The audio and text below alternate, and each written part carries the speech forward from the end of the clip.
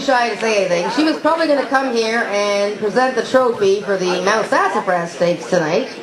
Unfortunately, the race didn't fill, and they didn't run the race tonight. They're offering it up again on Sunday, but thankfully, Barb is still here with us tonight. Hi. And she's has a lot of good stories to tell, I'm sure, but just a little bit of background here. She got her trader's license in 1995, I believe. I'm sure you've seen Barb around. She was married to Aubrey Minshall, who had a very big stable, and then Barb and his sons moved along the program, the breeding program, and brought it to the heights that, Aubrey unfortunately never would have seen.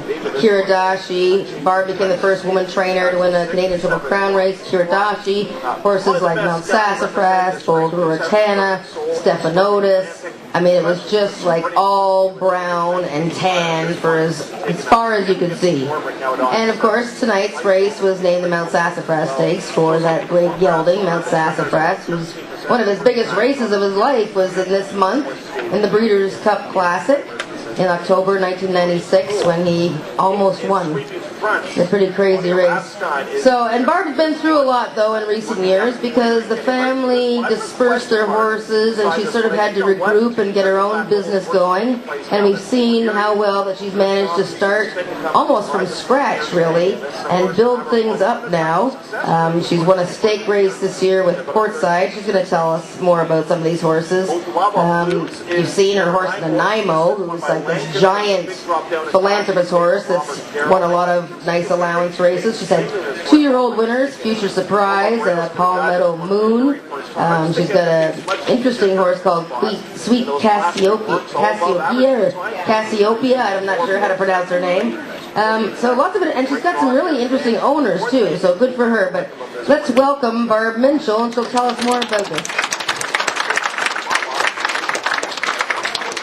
So Barb, the first thing I wanted to ask you is 258 wins at Woodbine in your career. How do you like that? Not bad. Pretty good, eh? Yeah, I want more. You want more? Okay, well that's good.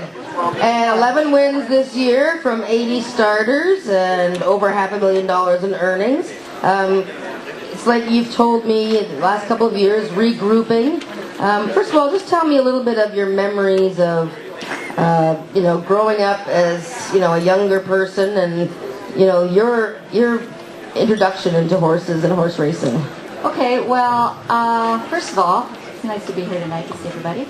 And I'm glad I came. And I actually didn't grow up in a horse family, but I was crazy about horses very early on. I got into show horses when I was young. I was determined to ride in the Olympics, which I did. I got to the Olympic team. I competed for Canada in 1976 and through the 70s. When I met Aubrey, he was already involved with racehorses, and you just can't juggle too many things. I got involved basically in doing all the breaking the horses on the farm and galloping them on the farm and doing all the brood mares and all foaling and all that stuff. And then Aubrey was very involved with his horses and, basically I'd always had a private trainer, so we always knew what was going on. And got a farm in Florida and had a big training center down there, and we had, which was up to one point, probably over 150 horses. And I grew pretty big. Then over the years, we just sort of always wanted to have really top Canadian bred horses, and we built up a really good broodmare band.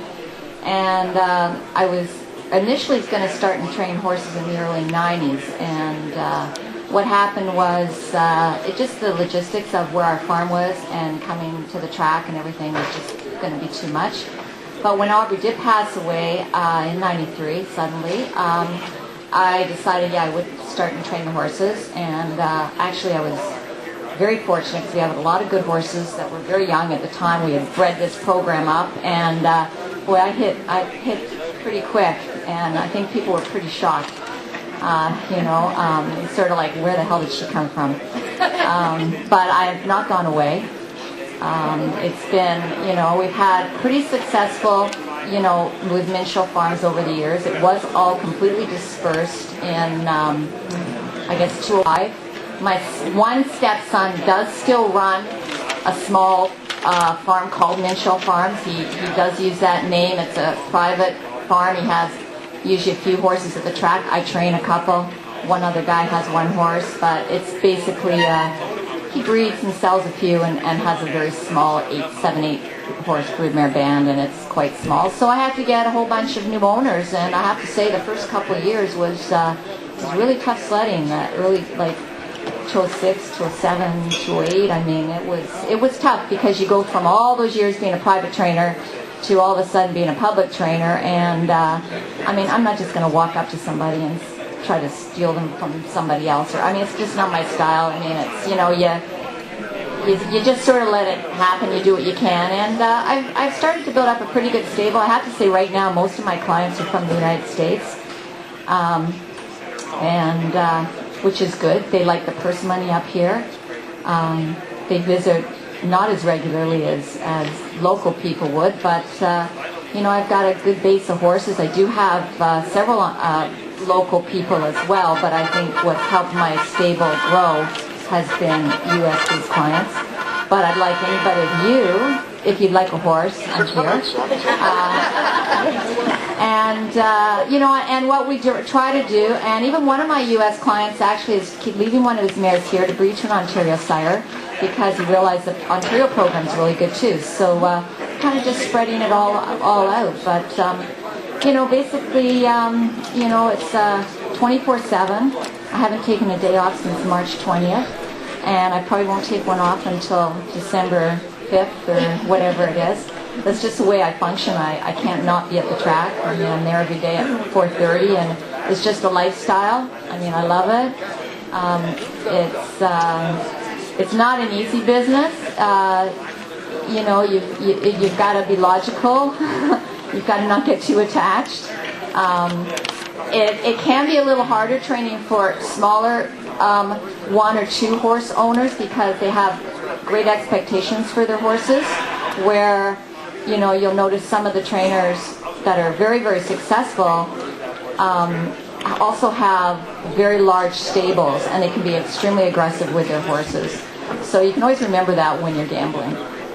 You know, where some of the, you know, smaller trainers, I wouldn't say I'm a middle-sized barn. I've got like 25 horses at the track. Right now it's starting to slow down because the end of the season, some 2-year-olds need a little time now or whatever. You know, Nanaimo, that Jen said he'd won a few races, won 3 races. He had enough for the year. We put him away for the year. But, you know, it's, you know, sometimes it's harder to keep your stats up when you're training for, say, a small breeder that brings you 2 homebred horses to the track, because, you know, they've already got a ton of money into these horses, so it's hard to get very aggressive with them early, even though maybe that's where they belong. But it's, you know, they want to go through the process, so it's makes it a little harder than somebody that's got 150 horses and can just, you know, place them right to win first time out or whatever. But it's fun. I love it. You know, it's a great way of life, you know. It's a great way of life. But you got to love the horse. I think the first thing with training race horses, or I think any sport with animals, but I'm an animal person more than I mean, if I wasn't training horses, I'd be training dogs. But I can train any dog to do anything. Oh my God. I saw that and I thought, I'm sending my Jack Russell over to you immediately. I can have them train a dog in 24 hours. But anyways, that is something else. But maybe I'll do that when I retire from not wanting to get up. But I mean, one thing about, I think, horses and training horses, I think, in the long run of it, you have to be, really love the animal and appreciate the animal for what it is, and, you know, not get too thinking them as race cars. And I think in the long run, not in the long run, society, but in the long term of it, I think it'll keep you happier in the business and keep everything in perspective. You know, you always have to not worry about, when you're training horses, I have a theory, and I never worry about the last race. You try to always improve on what you did, or figure out what did you do wrong, or why didn't this horse run good, or sometimes horses just, you think they're going to run good and they just run bad, and, you know, things happen. But I think the most important thing is, in training horses, is never worry about what happened, or if you had a bad ride, or this happened or that, because you can't change anything, and you just get ulcers. You know, you can't worry about some jock that got your horse in trouble or this, that, and the other. I mean, you can't go back. So you always move forward, you always try to figure out and keep an open mind. Keep an open mind is very important in training. I think you have to treat each horse separately and as an individual. If you start just grouping them as like they're all this or they're all that, you've got to give them all equal opportunity. And usually, you know, you can find the best from your horse, and you know, and go from there, and then hope you win some along the way, you know, and have horses. You know, my program basically is to try to develop my 2-year-olds to be 3-year-olds. I'm not into really just processing just a bunch of 2-year-olds every year and just sort of moving them through. I mean, I usually try to find if they're not very good to get rid of them early, but plan is basically to try to process them and try to see where they fit and have horses for 3 and 4 and 5. You know, it's kind of my program.